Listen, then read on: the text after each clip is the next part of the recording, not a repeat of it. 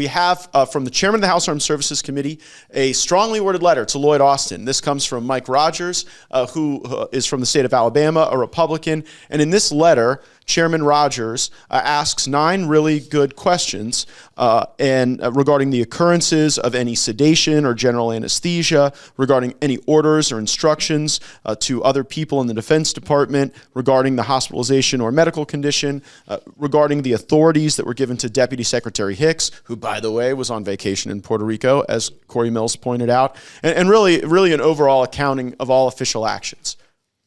Let me give you this take.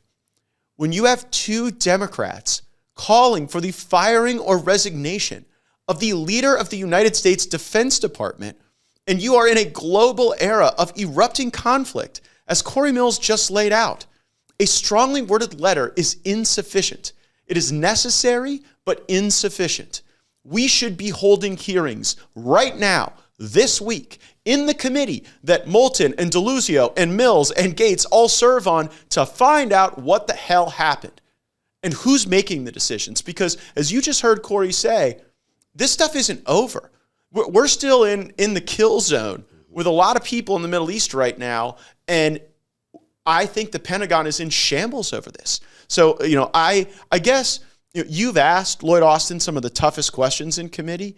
If you had Lloyd Austin or a senior Defense Department official before us in a hearing, which should happen, which should already be happening, what would you ask? What are you going to drill down on? Look, when I asked him in our last hearing about what is willful dereliction of duty, I read the definition. He acknowledged it. I asked if some of the things, and he didn't know I was reading his own resume, but I asked if you would have removed an officer for dereliction of duty based on these principles. He said, yes, I would. Now, this furthers my argument on my impeachment articles from last year that was filed, which I still don't know why the Speaker is refusing to take up or our committee chairman is refusing to start investigating.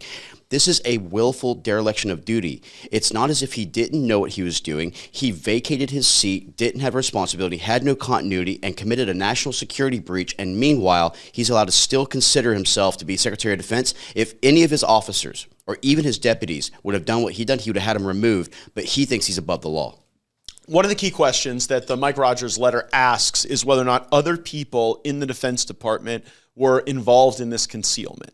And that's a really important question, right? Because I do think it's appropriate to say, well, if I'm making a personal choice, maybe it doesn't fit in with work, but once I start to involve others in the cover-up. But we know that there was. Exactly. Because his staffer called the ambulance and asked for it to be subtly, turn the sirens off, turn the lights off. Look, this wasn't about subtlety, as the 911 called. It was about secrecy and him withholding information that is pertinent to national security.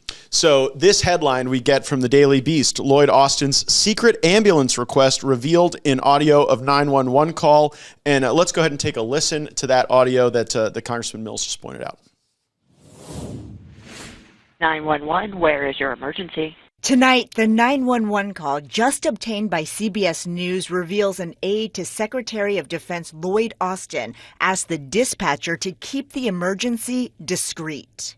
Can I ask, can the ambulance not show up with lights and sirens? We're trying to remain a little subtle. Yeah, I understand.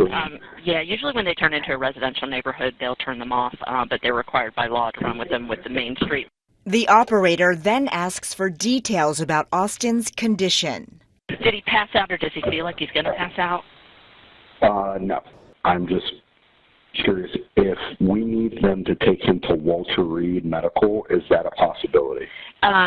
Let them know that when they get there. Like I said, I'm noting all this in the call. The 911 call adds to questions about why President Biden did not find out about Austin's hospitalization for 3 days. Neither did his deputy, who had taken over Austin's duties while she was on vacation in Puerto Rico. We're back live with Congressman Corey Mills. Climo on Rumble wants to know if there were any umbrella drinks in Puerto Rico with the person that was running our Defense Department while Lloyd Austin was comatose. And National Interest on YouTube wants to know if he can be arrested for desertion. Well, I think that desertion is definitely something. But to answer Clenmo's, she was probably having Mai Tais the same way that Joe Biden has ice cream in the White House. So this is the problem. We literally have a vacancy at 1600 and a vacancy at the Pentagon. during a time when all our adversaries are running amok, when we're running towards economic collapse, when Congress can't get their shit together. We really need to face the facts that we're in a worse position than we've ever been. And that's why both you and I know you were just out in Iowa as well, but that's why we have to have President Trump back in office. We need him now more than ever from a military, diplomatic, and economic perspective. And I tell you, we have to get accountability for the American people. That's why I ran. That's why, I promised that I was going to come up here and be a fighter. Austin's my first target. The border is the most important issue. But if we're unwilling to actually get that done, let's take out Austin for his dereliction of duty and his desertion. Thanks so much for watching this video. Make sure you're subscribed to our channel with notifications turned on. You won't want to miss any of the breaking news.